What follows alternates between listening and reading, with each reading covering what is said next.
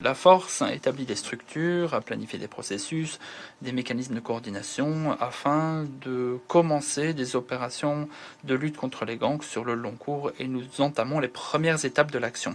La force établit son siège et ses règles d'engagement ainsi des modalités de contrôle et de commandement, des structures de renseignement. Nous avons commencé l'expansion des zones stratégiques, établi des patrouilles et commencé les premières opérations contre les infrastructures. Le 21 juin, la force a établi une opération à Tabaret, un grand district de la zone métropolitaine de Port-au-Prince, ce qui a mené à l'arrestation de plusieurs individus suspects et à la destruction de centaines de cocktails Molotov. Dans le siège de cette opération, nous avons aussi mené des patrouilles montées de jour et de nuit dans la même zone. Nous avons détruit des barricades utilisées par les gangs pour encercler des territoires. Je vous parle de cet exemple parce que cela vous donne une idée du concept de nos opérations qui progresse petit à petit. La mission se concentre sur des zones prioritaires, sélectionnées avec soin, où il y a des problèmes sécuritaires, et ensuite, petit à petit, on déploie notre portée opérationnelle. Chaque percée contribue au bon fonctionnement de l'opération suivante, qui sera plus efficace. Ce sont les bases d'une force multinationale qui fonctionne. Le 6 juillet, la force a saisi des armes et des munitions qui avaient fait l'objet d'un rapport au sein du groupe d'experts du Conseil de sécurité. Nous les avons ensuite placés sous le contrôle des autorités haïtiennes. Autre modèle opérationnel, la semaine dernière, lors d'une opération dans la municipalité de Delma. En dépit de tirs de gangs, la force de répression a atteint ses objectifs, c'est-à-dire trouver et démanteler une cache où on retrouvait des articles incendiaires improvisés, ce qui prouve bien que nos capacités tactiques s'améliorent et que nous sommes aussi très engagés en faveur d'une expansion progressive.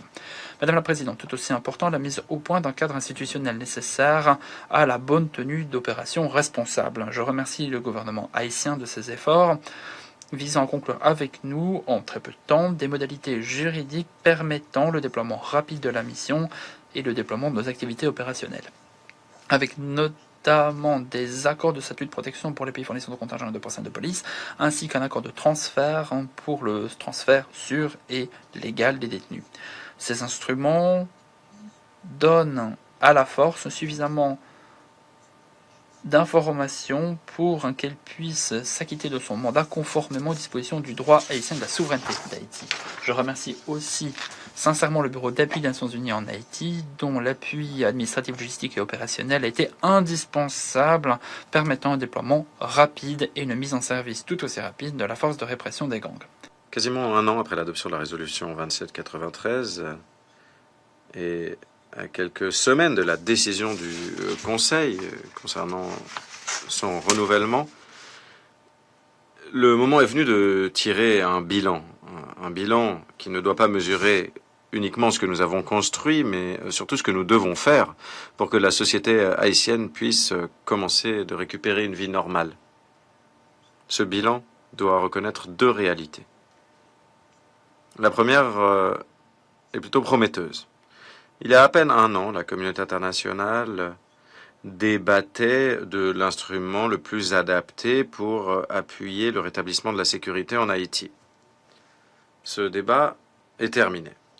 Le pays compte aujourd'hui sur une force de répression des gangs, un bureau d'appui pleinement établi, une structure de commandement qui fonctionne et des opérations qui commencent à porter leurs fruits. Les progrès réalisés méritent d'être reconnus par le Conseil de sécurité. Il convient notamment de saluer les États-Unis de leur rôle de chef de file dans cette initiative, mais également le Canada et les autres États qui ont déployé des efforts, fourni des ressources, un appui logistique.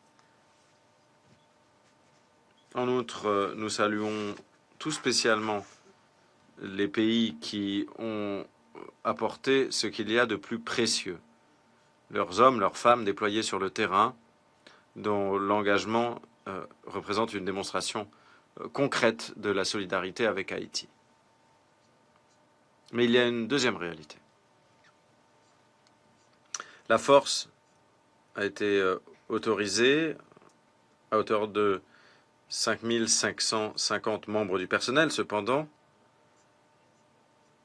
jusqu'à maintenant, il y a seulement un peu plus de 1000 personnes déployées en Haïti. Voilà le principal défi pour la réussite de la mission. Nous avons des contingents engagés, des ressources et une structure de commandement qui fonctionne. L'obstacle le plus important pour le déploiement reste logistique. Les transports limités en matière de transport aérien stratégique pour transporter rapidement les contingents et le matériel engagé. Et donc c'est un obstacle entre les efforts de la communauté internationale et le fait de venir en aide à tout un peuple. Et donc, on pourrait prendre quelques décisions pour accélérer de manière significative l'arrivée des contingents et du matériel. Ce caractère urgent a également une explication stratégique. Le temps ne joue pas en faveur d'Haïti. Chaque semaine de retard permet aux gangs criminels d'asseoir leur contrôle territorial, d'élargir leurs sources de financement, de perfectionner leur capacité opérationnelle et de recruter de nouveaux membres. En grande partie des enfants qui souffrent énormément, comme cela a été expliqué de manière très parlante aujourd'hui. Le fait de compléter la force de constituer entièrement la force n'est pas seulement une priorité opérationnelle, c'est une condition sine qua non pour commencer à inverser la dynamique actuelle. La sécurité est également essentielle pour la transition politique. La République dominicaine souhaite qu'Haïti organise des élections libres, inclusives et crédibles. Mais nous devons reconnaître une réalité évidente. Ce ne sont pas les élections qui permettront de garantir la sécurité. C'est la sécurité qui rendra les élections possibles. Chers membres du Conseil, les A3 saluent les progrès réalisés dans le processus de transition politique en Haïti. Les avancées relatives au cadre électoral, à la planification budgétaire du processus électoral et aux préparatifs conduits par le Conseil électoral provisoire témoignent d'une volonté de progresser vers le rétablissement de l'ordre constitutionnel. Nous encourageons les acteurs haïtiens à préserver cette dynamique par un dialogue inclusif et un esprit de consensus et d'appropriation nationale. Nous prenons également note des efforts engagés pour renforcer les institutions nationales, notamment à travers la mise en place de mécanismes spécialisés de lutte contre les crimes graves, la corruption et les flux financiers illicites. Le renforcement de l'état de droit et de la redevabilité demeure indispensable pour restaurer durablement la confiance de la population. Les évolutions si haut soulignées permettent d'entrevoir des perspectives encourageantes, mais elles ne sauraient occulter le fait que la situation sécuritaire demeure extrêmement préoccupante. Comme indiqué dans les paragraphes 16, 17, 18 et 19 du rapport du secrétaire général sur la question concernant Haïti, dont nous prenons acte, la violence des gangs continue de faire des victimes, de déplacer des populations et de saper l'autorité de l'État. Et ces répercussions se font de plus en plus sentir au-delà de Port-au-Prince. Nous sommes particulièrement préoccupés par l'expansion territoriale continue et la sophistication croissante des réseaux criminels organisés, notamment leur contrôle des axes de transport stratégiques, des ports et des chaînes d'approvisionnement essentielles. Nous saluons donc le lancement des opérations de la force de répression des gangs et les efforts entrepris par le Service de sécurité des Nations unies pour appuyer son déploiement. Les A3 attendent avec intérêt la poursuite du déploiement de cette force et l'atteinte rapide de sa pleine capacité opérationnelle, conformément à son mandat et en appui aux efforts de stabilisation menés par le gouvernement d'Haïti. Haïti se trouve à quelques centaines de kilomètres de la Floride, et donc les États-Unis, en plus du Conseil,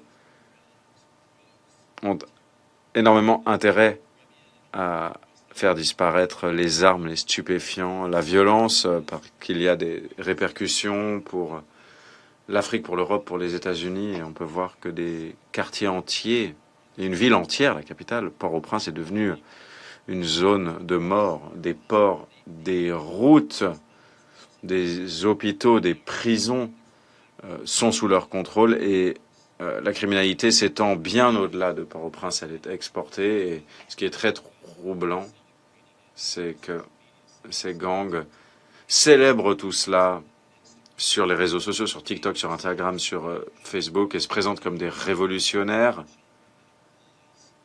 alors qu'ils recrutent des enfants, alors qu'ils terrorisent la population haïtienne avec des exécutions et d'autres formes de torture. Et encore plus troublant, ces gangs gagnent de l'argent avec ces sites sur les réseaux sociaux, et nous devons lutter contre tout cela très bientôt.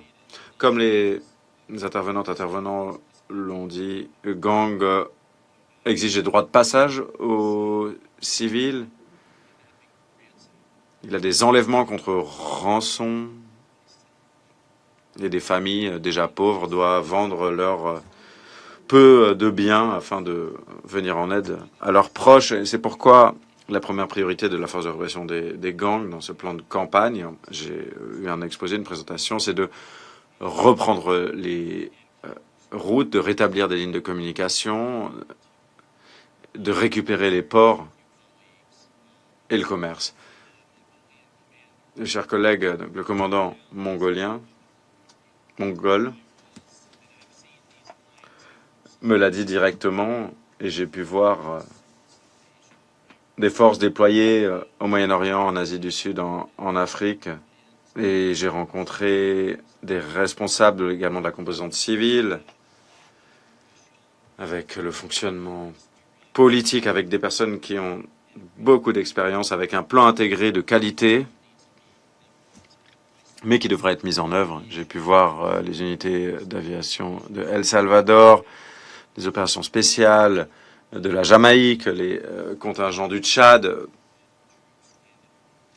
Il y a 300 personnes qui sont également arrivées du Sri Lanka, donc des contingents qui viennent du monde entier. Les soldats, les officiers de police que j'ai rencontrés sont bien formés, bien armés, plutôt bien équipés. Ils ont les moyens, avec un mandat offensif, grâce au travail du Conseil de sécurité, pour éliminer, neutraliser les barbecues de Haïti, pour rendre justice et pour lutter contre ces dictateurs qui occupent les rues comme si c'était un terrain de jeu